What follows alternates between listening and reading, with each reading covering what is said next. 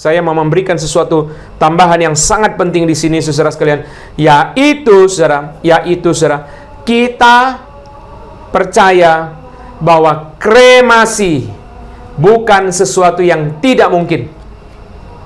Orang selalu khawatir, oh jangan kremasi.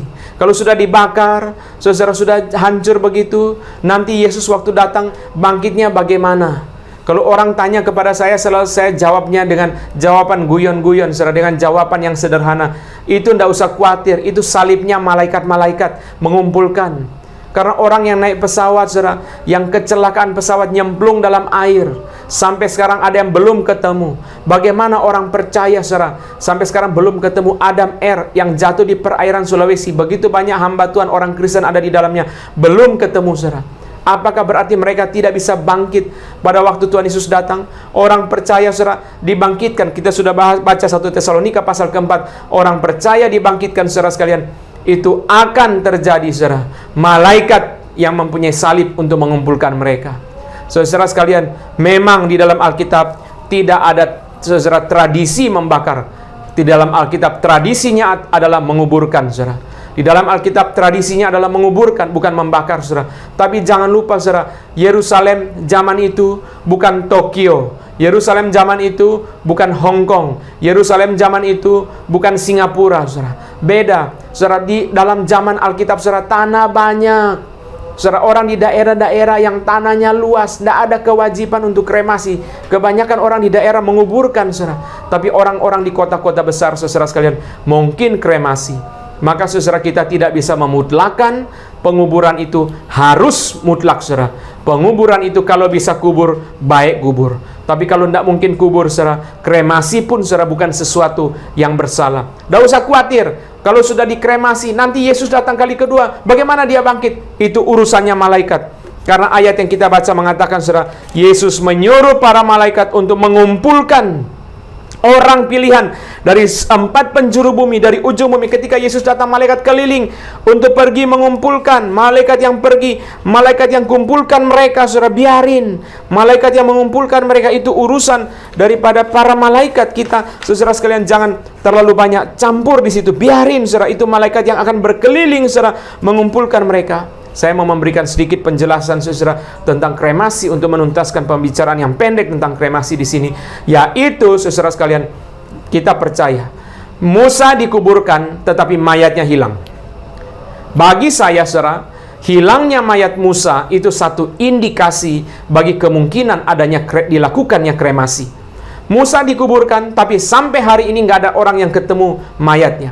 Lalu tiba-tiba kita baca surat Yudas, sudah ribuan tahun selisihnya dari kitab Ulangan terakhir sampai surat Yudas. Yudas mengatakan Mikael dan setan berdebat soal mayat Musa. Kita sudah bisa menduga, kita sudah bisa memikirkan perdebatan mereka apa. Mayat Musa bagi setan harus dikeluarkan. Kenapa, saudara? Musa pemimpin begitu besar bagi orang Israel. Musa pemimpin yang terbesar bagi orang Israel. Mayat dikeluarkan supaya mereka sembah. Bagi malaikat Mikael, jangan dikeluarkan. Kalau dikeluarkan, jadi penyembahan berhala. Maka mayat itu, saudara, akhirnya yang menang siapa? Mikael, bukan setan. Mikael, saudara sekalian, tidak keluarkan mayat Musa. Sedangkan, saudara sekalian, setan kepengen mayat Musa dikeluarkan supaya disembah. Berarti apa, saudara? Di sini pertimbangan muncul. Kalau, saudara, orang tua itu melihat anaknya sebagian masih menyembah berhala, maka kalau dikuburkan, anak-anaknya akan teruskan penyembahan berhala. Orang tua bisa mengambil keputusan lebih baik dikremasi. Lebih baik dikremasi supaya anak-anaknya tidak jatuh ke dalam penyembahan berhala. Ini orang tua yang niatnya baik. Orang tua yang sudah percaya Tuhan Yesus. Dia tidak ingin anak-anaknya menjadi penyembahan berhala. Jangan. Kalau dikuburkan nanti mereka menyembah berhala. Kalau gitu lebih baik dikremasi saja, saudara.